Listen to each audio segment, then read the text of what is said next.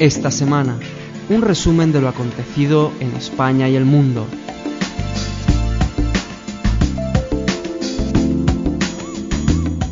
Hola, Shalom. Estamos en esta semana, una semana más. Alex no está por motivos circunstanciales, pero ya volverá la semana que viene, así que una vez más yo le robo el puesto.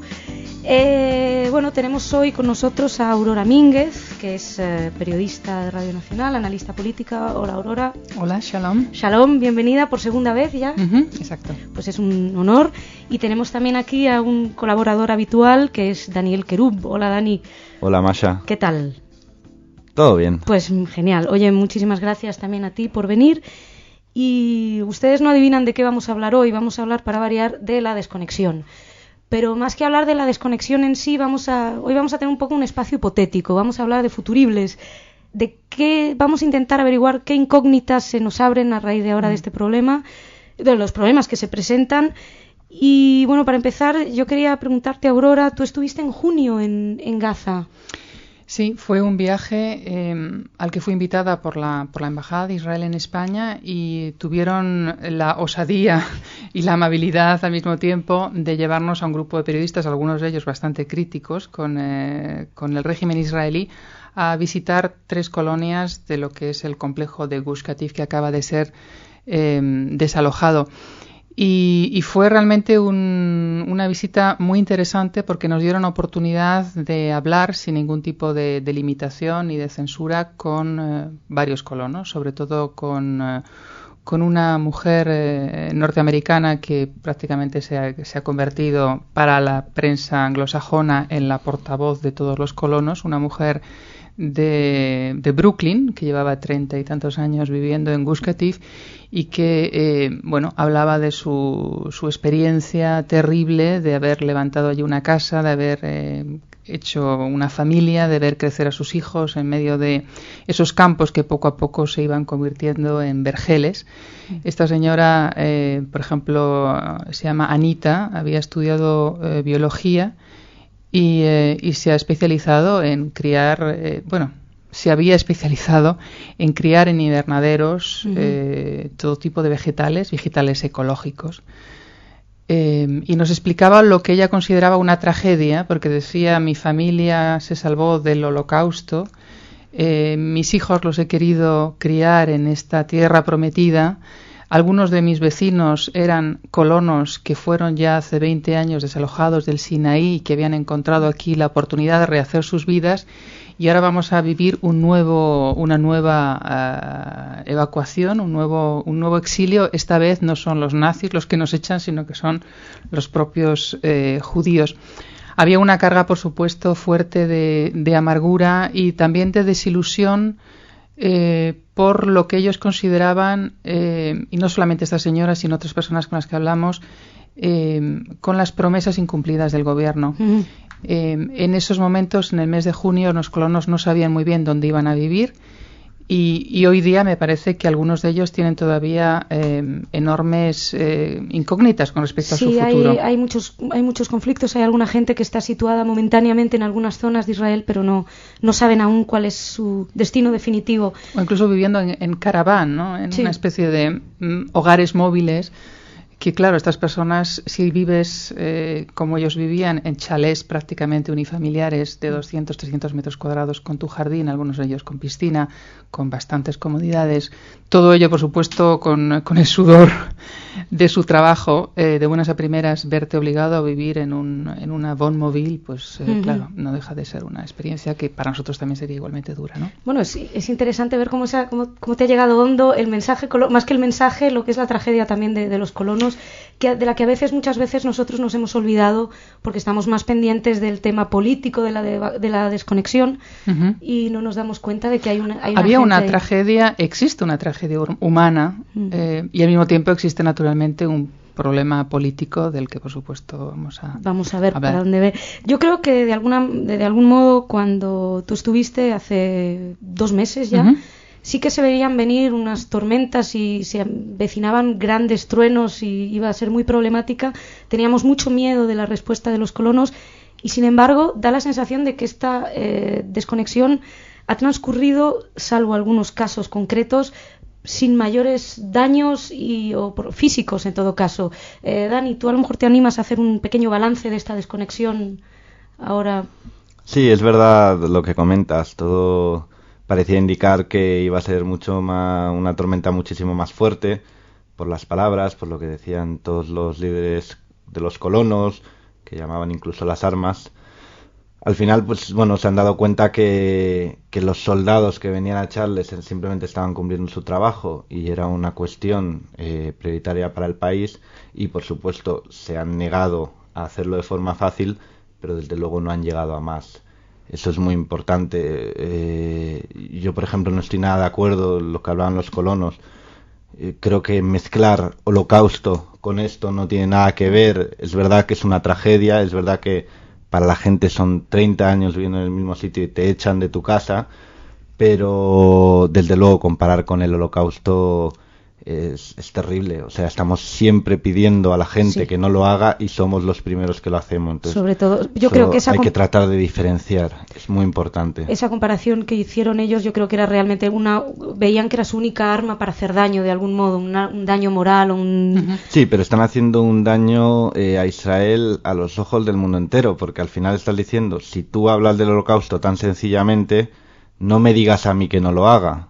Y eso perjudica a Israel de forma exterior. El problema era también que estas personas recordaban que habían sido invitados por el entonces gobierno de Israel hace 30 años y habían sido invitados por un ministro de la vivienda del gobierno israelí que se llamaba Ariel Sharon, que les dijo: venid aquí, instalaros, os vamos a ayudar, os vamos a dar una serie de ventajas fiscales para que empecéis a construir vuestras casas, para que os instaléis, para que hagáis fértil esta tierra, que realmente son bancales de arena. Ese mismo Ariel Sharon hoy día les dice: retiraros por el bien de Israel. Pues dime, sí. Sí, no, quería decir simplemente que de todas formas no nos olvidemos que los colonos no están ciegos.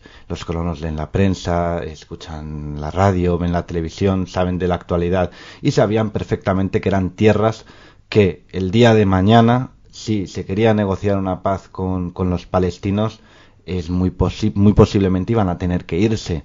Entonces, sí es verdad que el mismo que les trajo les ha echado, pero ellos sabían que había muchas posibilidades de que si pudiéramos llegar algún día a la paz, iba a pasar. Respecto a las promesas incumplidas de las que hablamos de Sharon, Sharon se enfrenta ahora a un gran problema dentro de su propio partido, justamente por esta traición de la que se sienten víctimas los colonos, y no solamente colonos, una parte importante de la sociedad israelí que también considera que desconexión ha sido una traición, porque tal vez no estaba en el programa del Likud, y ha llegado Sharon y plantea esto. Probablemente sea esta una de las grandes incógnitas de política en lo que afecta a la política interna israelí, pero también en lo que afecta al proceso de paz. Las últimas noticias son que Sharon puede que llame a elecciones anticipadas. Si en las primarias dentro del Likud, en principio las perdería frente a Netanyahu, y hay una opción de que él cree un partido de centro, la verdad es que Sharon, centro, suena un poco a veces como helado caliente. Es una cosa extraña, pero bueno, es posible. Sí, pero Sharon desconexión también sonaba así. También es verdad. No sé cómo veis la situación. Bueno, hay varias paradojas abiertas. Una que se repite a lo largo de los años en la historia reciente de Israel es que son los gobiernos de izquierda los que preparan la paz, pero al final son los gobiernos de derecha los que se llevan el gato al agua y los que firman los acuerdos y los que llevan adelante medidas tan arriesgadas como ha sido esta desconexión de Gaza. Sharon finalmente lo que ha hecho ha sido abrir los ojos y abrir las orejas a un clamor popular. Los sondeos estaban permanentemente diciendo que más de la mitad de los israelíes estaban hartos de esta situación de confrontación y que estaban dispuestos a hacer realidad el principio de la paz por territorios. Lo que ocurre es que este plan de desconexión se considera que ha sido muy precipitado y que no se han cerrado asuntos básicos. Asuntos básicos como es, por ejemplo, se va a garantizar que la seguridad esté controlada por una autoridad palestina que muchos siguen viendo como debilitada, llena todavía de corrupción, de situaciones de nepotismo, de, en fin, tratos no siempre legales entre los distintos miembros de la administración. ¿Están las fuerzas de seguridad palestinas en condiciones de preservar la seguridad de esos territorios? ¿Existe algún tipo de garantías de que la autoridad palestina vaya a ganar el pulso con Hamás, que son realmente los únicos que funcionan de una manera coherente, de una manera cohesionada, y los que realmente tienen armas? Porque en teoría la autoridad palestina está armada, pero en la práctica resulta que siempre se están quejando de que no pueden actuar, no pueden hacer frente a las cosas, cosa que desde luego no se puede decir en el caso de Hamás, que sí que tiene una estructura militar, que sí que tiene una financiación garantizada y que sí que son los que realmente están dando la impresión de que ellos sí que son el germen de ese Estado palestino, versión islamista, versión menos islamista. Otra cosa que tampoco estaba clara hasta el último momento era el control de las fronteras. ¿Qué iba a pasar con la ruta Filadelfia o Filadelfi? Hay una preocupación enorme por parte de Israel de que a través de esa ruta pueden entrar armas, pueden entrar misiles que una vez instalados en Gaza pueden ser lanzados hacia el territorio de Israel. Existía, por lo menos hasta hace muy poco tiempo, todavía en fin, no una claridad total sobre cómo se iba a controlar el espacio aéreo, cómo se iban a controlar las aguas. Es decir, la sensación que se ha tenido hasta hace muy poco tiempo es que se iba a hacer adelante la desconexión, pero en una especie de maniobra de sálvese quien pueda, a la española vamos a improvisar, algo saldrá. Sí, de hecho está ahora Israel pidiendo ayuda a Egipto para que controle la ruta a Filadelfia. Yo de todas formas, siguiendo con el análisis, diría que evidentemente y a ojos de todo el mundo estar en Gaza era una situación insostenible. Claro, ahora a nivel interno, yéndote de Gaza es una situación insostenible para el gobierno israelí. Entonces, por eso es por lo que se está hablando ahora mucho de que no nos vamos a ir de Cisjordania, porque no puedes hacer todo junto, por eso se está hablando ahora de elecciones anticipadas. Pero bueno, yo lo que creo que hay que tener en cuenta fundamentalmente es que hay un hecho, y es que Israel se ha ido de Gaza. Tanto en la hoja de ruta como en los anteriores acuerdos, siempre lo primero que se ha pedido y lo primero que se ha escrito es el fin del terrorismo. Ahora Israel ha dado un paso, pero todavía la autoridad palestina no ha dado el paso de luchar verdaderamente contra el terrorismo. De hecho, miremos que ha habido pocos atentados últimamente por la valla de seguridad, pero también porque los ha frustrado el ejército israelí, y de hecho muchos de ellos, la mayoría, eran de niños pequeños, menores de 18 años, que los iban a cometer. Entonces yo creo que tampoco hay que ir viendo futuribles tan precipitadamente, hay que ver cómo se desarrollan los acontecimientos y sobre todo ver si realmente la autoridad va a dar el paso a luchar contra el terrorismo. No nos olvidemos que dinero hay. Otra cosa es que haya una herencia corrupta de la época de Arafat y el dinero no llegue. Pero o llegue donde no debe llevar. Sí, pues quería comentarte, es que el otro día leí en un artículo que me pareció súper interesante y era cómo sería la situación si Israel hubiera estado en Gaza y los palestinos hubieran estado en Israel. Y probablemente el oasis fuera Gaza, ¿no? Porque el dinero realmente hubiera llegado, pero hubiera llegado donde tenía que llegar. Lo mismo que Israel fue un desierto, e Israel no tuvo mucho más dinero del que han tenido los palestinos, que han recibido dinero de Estados Unidos, de Israel, del Cuarteto, etcétera. Solamente para cerrar un poco en la cuestión de retos políticos, yo quería hacer un subrayado sobre la apuesta ha sido muy fuerte por parte de Sharon, pero la apuesta es todavía más fuerte por parte de Abu Mazen, porque ahora es él el que tiene que demostrar que está en control de la situación. Y Abu Mazen, la sensación que se tiene de él en Israel y también fuera de Israel es que sigue sin hacerse realmente con el poder. En este viaje que hicimos este grupo de periodistas a Israel, nos dieron la oportunidad de hablar con un portavoz de los servicios secretos israelíes, ¿no?, que decía que para la gran desesperación de ellos, que finalmente tenían que tener constantes contactos con la autoridad palestina, digamos, traduzco de una manera un poco popular, todo el mundo se tomaba un poco a pitorreo a Abu Mazen, es decir, que no daba en absoluto la sensación de un líder que controla la situación, que era una persona que estaba viviendo a la sombra de Arafat, a la sombra de la herencia de Arafat, y que de alguna manera ahora para él sí que era el gran desafío de conseguir una estatura política. Es decir, ahora soy yo el que tengo efectivamente un pequeño, el embrión de lo que será en un futuro un Estado palestino, y ahora tengo que demostrar yo que tengo los pantalones bien puestos y que aquí mando yo y que no voy a permitir que haya ni Hamases, ni yihades islámicas, ni ningún otro tipo de grupo que controle la situación. Ese es el gran reto. Creo que es mucho más interesante incluso que lo que pueda ocurrir dentro del Likud, que bueno, ya se sabe, están divididos, se sabe que Netanyahu está en estos momentos preparándose para estas futuras elecciones. De hecho, en el momento en que se aproximaba el día de la retirada, Netanyahu cogió las maletas y se fue a Estados Unidos a conseguir dinero para su campaña. Jugada perfecta. Sí, justamente lo que estás diciendo es que Arafat era Arafat, pero alguien que proviene de la época Arafat, dentro de esa corrupción que ha habido, no va a ser aceptado, por lo menos por todas las facciones. Si hubiera sido Arafat hubiera podido seguir en el poder, pero Abbas fue una persona que en su momento se enfrentó con Arafat. Sí, y dimitió a los 3 días. Sí, yo creo que en ese aspecto sí.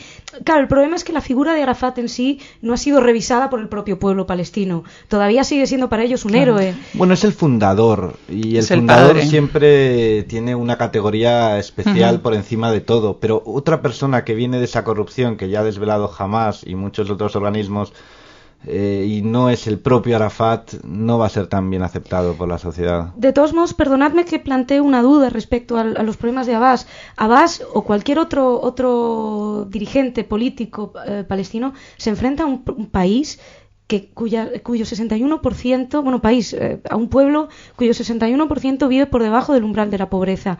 ¿Es posible en unas condiciones realmente inhumanas también de vida tener un país, tener la fuerza para levantar ese país? Y sobre todo, ¿se puede hacer la paz seria, duradera, con un país que está destrozado o con un pueblo destrozado? Es muy difícil, sobre todo cuando el pueblo palestino todavía responsabiliza exclusivamente a los israelíes de su crisis. Yo lo veo difícil en ese aspecto. Es posible, porque dinero exterior hay mucho dispuesto a dar. Es cuestión de tener un buen programa y aplicarlo directamente ahí, donde es necesario. Yo creo que a veces no es tan importante, siéndolo mucho, pero a veces no es tan importante el dinero como las estructuras democráticas que garanticen que va a haber programas acordes con las necesidades básicas de la gente y personas que controlen justamente esa canalización de la ayuda internacional. Y ahí está también uno de los retos pendientes por parte de la autoridad palestina, que haya unas elecciones realmente democráticas, que haya un funcionamiento medianamente coherente de esos ministerios que están ya en embrión, que haya unos funcionarios que estén preparados.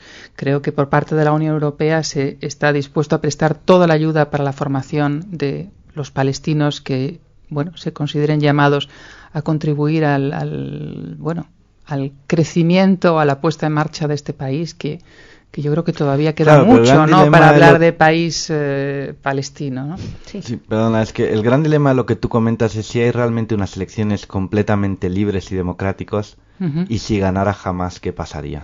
Yo, perdonadme que interrumpa aquí, porque se nos hemos ido de tiempo, me da mucha rabia, pero se me han quedado un montón de temas en el tintero. No puede ser, se nos ha ido ya el tiempo. Se nos ha ido ya el tiempo, nos hemos pasado, y os pediría, me encantaría volver a teneros aquí, si no yo, Alex, seguro, para hablar justamente de esto. ¿Qué pasa si ganan unas elecciones? Simplemente comentar un artículo. Democracia es democracia. Democracia es democracia, pero depende.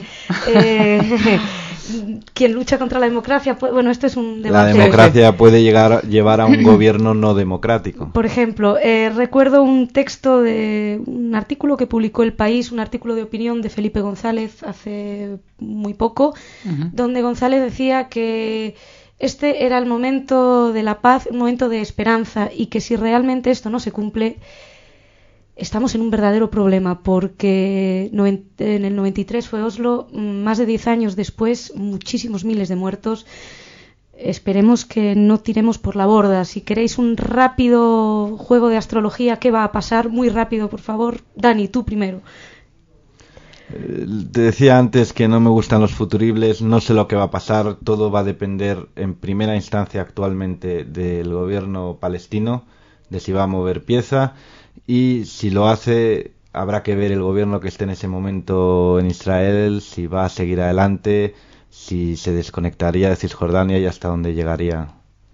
¿Aurora? Bueno, yo creo que hay pasos difíciles por las dos partes. Creo que efectivamente los palestinos, la autoridad palestina tiene que empezar a demostrar al mundo que es capaz de funcionar con una cierta eficacia, y creo que la situación en Israel se debe declarar probablemente unas elecciones.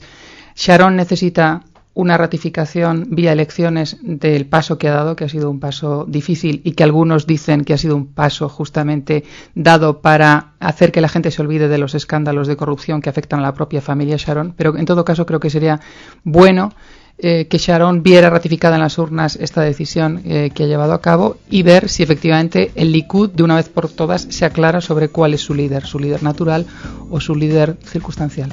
Bueno, pues con todas estas dudas, a las que no hemos respondido, por supuesto, nos hemos quedado con más preguntas incluso que como empezamos, pero bueno, supongo que eso es bueno. Nos despedimos, muchísimas gracias y hasta la semana que viene en esta semana.